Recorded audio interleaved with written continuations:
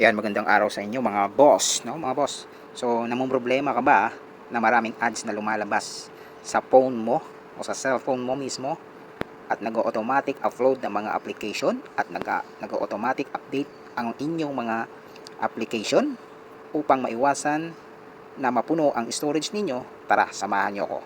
So, ituturo ko sa inyo kung paano mapigilan yung mga automatic upload ng mga application at automatic na update ng ating mga application upang maiwasan din na mapuno yung storage ng phone natin. So tara, samahan nyo ako mga boss. Punta tayo sa Google Chrome. Punta tayo sa Google Chrome, punta tayo sa Chrome. Ito yung Chrome. I-click natin yan mga boss. And then kung napapansin nyo yung tatlong dot sa taas, i-click nyo lang yan mga boss. And then punta tayo dito sa settings. Itong settings. And then taas lang natin yan. Tataas lang natin. Taas lang natin. Kung mapapansin nyo, ito, mababasa nyo, site settings. So, i-click lang natin yung site settings. And then, i-up ulit natin to mga boss.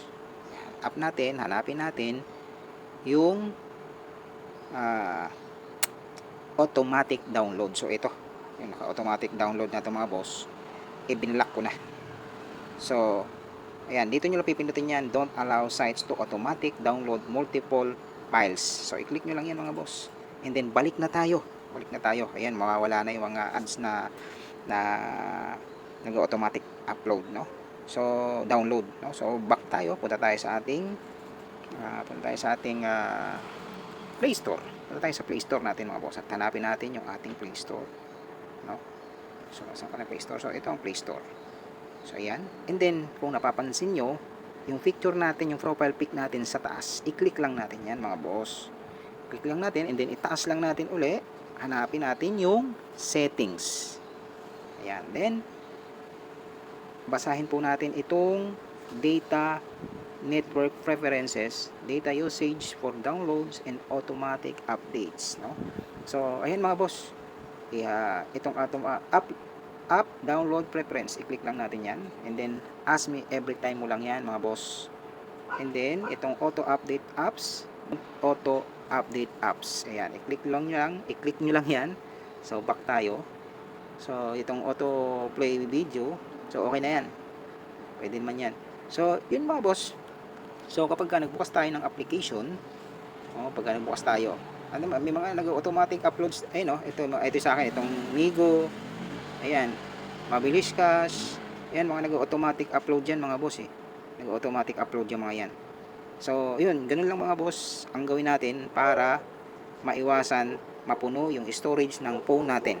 So, yun lang mga boss, at sana ay may natutunan kayo, at siyempre magbubukas tayo ng, for example, sampulan natin dito mga boss. Kasi madalas dito itong ito yung free reels, no? Nanonood kasi ako nito, yung mga drama ng ano. So, ayan, pag binuksan natin yan, so wala nang mga ads, no? Wala nang mga ads. So pwede na kayo manood diyan na walang istorbo. So pwede na kayo manood na ads. So ganun lang kabilis mga boss, at sana mga boss ay meron tayong natutunan, at sana ma-maintain natin na mataas pa rin yung storage ng phone natin. So ayan. Thank you, at sa susunod nating upload ng video, sana supportan ninyo ako mga boss. Maraming salamat. Bye-bye.